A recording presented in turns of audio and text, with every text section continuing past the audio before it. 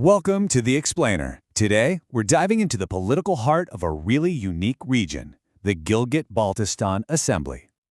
Right, so here's the central question we're looking at. How exactly does a region that doesn't have full provincial status actually govern itself? Well, that very situation led to the creation of a really special legislative body in northern Pakistan. Okay, let's get into the pivotal moment that really changed everything for Gilgit-Baltistan's political landscape.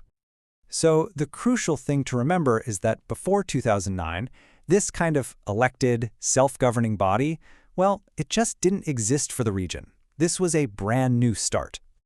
And this was the legal foundation, the one single document that created the assembly and kick-started a whole new political future.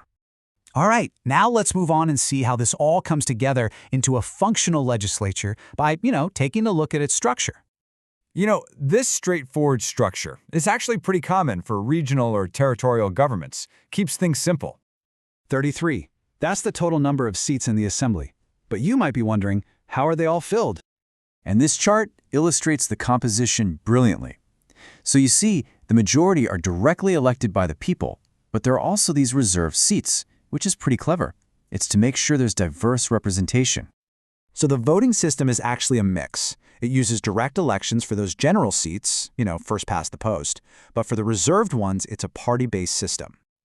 Okay, so let's dive into the political history here and see how power has shifted over the Assembly's first decade or so. The Assembly has already seen 3 full election cycles, and believe me, each one brought a pretty significant political change with it. So in that very first election, back in 2009, the Pakistan People's Party, the PPP, they secured a really strong majority. That set the initial political tone. Okay, now fast forward to 2015, and you see a complete reversal. The Pakistan Muslim League N comes in and just dominates the assembly. And then, in 2020, guess what? The political winds shifted again. This time, Pakistan Tehreek-e-Insaf came into power with a commanding lead. So what's the big takeaway here? Well, the crucial point is that no single party has managed to maintain long-term control. This shows some really active political competition.